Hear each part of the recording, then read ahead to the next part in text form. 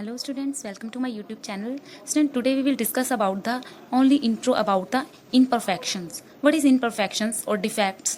Have you listened about the defect? जब आप कोई मार्केट से चीज़ लेते हो तो आपको कई बार वो अच्छी नहीं लगती, उसके अंदर कुछ डिफेक्ट निकल आता है ना। कोई चीज़ परफेक्ट नहीं होती, इम्परफेक्ट होती है, ठीक है। तो उसको हम बोलते हैं इम्परफेक्शंस या डिफेक्ट, ठीक है। इसके बारे में थोड़ा डिस्कस करते हैं हम। What is imperfection? Actually as discuss beginning in the unit, जब हमने स्टार्ट की थी अपनी यूनिट तब हमने डिस्कस किया था क्रिस्टलाइन सॉलिड्स के बारे में।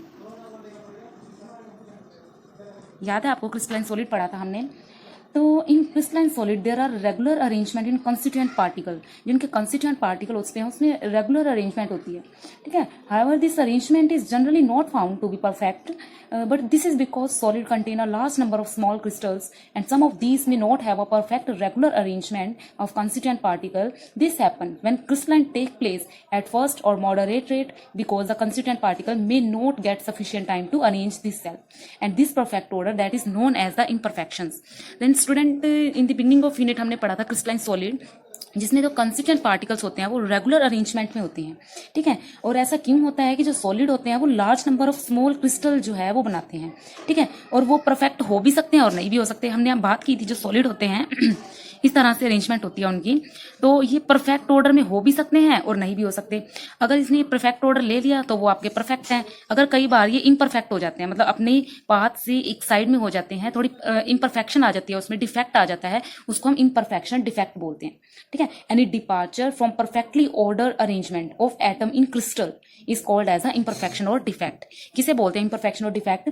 जब भी कोई आप अरेंजमेंट कर रहे हो सॉलिड की, एटम्स की, किसी एटम्स की आप अरेंजमेंट कर रहे हो, उनको अरेंज करके रख रहे हो, इसको अरेंज करते हुए मान लो कि कोई प्रॉब्लम आ गई, कोई डिफेक्ट आ गया, कोई सॉलिड ऊपर नीचे रखा गया या गलती से आपने ऐसे अरेंजमेंट करी, ये अपनी जगह से हट गया, खिसक गया, तो ये इसके अंदर के आगे इसके रेगुलर अरेंजमेंट में कोई प्रॉब्लम आ गई, तो इस प्रॉब्लम को क्या बोलते हैं? हम डिफेक्ट बोलते हैं, ठीक है। तो इसकी डेफिनेशन करेंगे और इसके पार्ट्स पढ़ेंगे। अब ये डिफेक्ट कई टाइप्स के हो सकते हैं। जो मेन डिफेक्ट है वो दो टाइप के होते हैं, एक तो पॉइंट डिफेक्ट होते हैं और एक होते हैं लाइन डिफेक्ट। तो देखो, एनी डिपार्चर या defect from perfectly order arrangement of atom in crystal is called imperfection and defect. कोई भी आपने जो अरेंजमेंट की एटम्स की, उसको उसमें थोड़ा बहुत डिफेक्ट आ जाना हल्का फुल्का, क्या कहलाता है आपका? इम्परफेक्शन या डिफेक्ट। आगे हम पढ़ेंगे जो ये डिफेक्ट हैं ये कितने टाइप्स के हो सकते हैं, ठीक है। तो ये फिलहाल इसकी 2 टाइप्स हैं। One is point defect and the second is line defect. Okay, defects are 2 types, point defect और लाइन डिफेक्ट, ठीक है। आगे जो पॉइंट डिफेक्ट है ये आगे 3 पार्ट्स में डिवाइड है, इसके आगे 3 पार्ट्स हैं।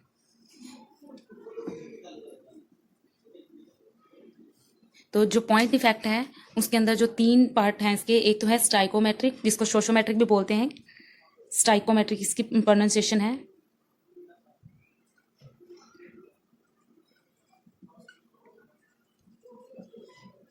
और दूसरे हैं नॉन स्टाइकोमेट्रिक।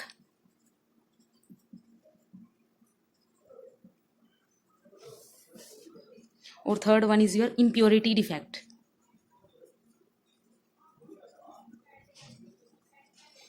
ये सारे के सारे जो हैं पॉइंट डिफेक्ट के पार्ट हैं, ठीक है। Stoichiometric, non stoichiometric, impurity defect. अब जो स्टाइकोमेट्री है वो भी आगे आपके काफी टाइप्स के हैं।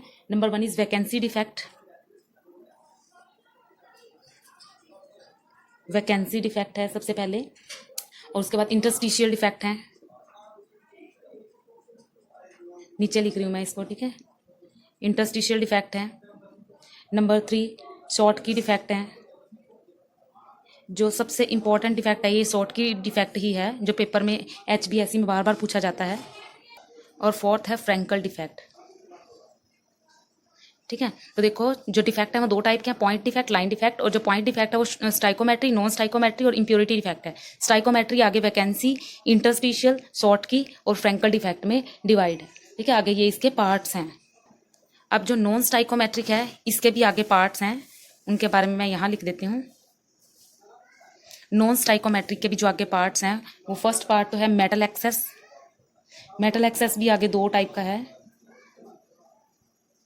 ठीक है। एक तो जिसमें एक्स्ट्रा कैटायन है, ठीक है, एक्स्ट्रा, और एक में एक्स्ट्रा एनायन है, दो तरह के हैं ये, मेटल XX आगे दो टाइप्स के हैं, ठीक है। और जो इसकी नॉन स्टाइकोमेट्री की दूसरी टाइप है, ठीक है, वो दूसरी टाइप है इसकी मेटल डेफिशिएंसी, यहाँ लिख देते हैं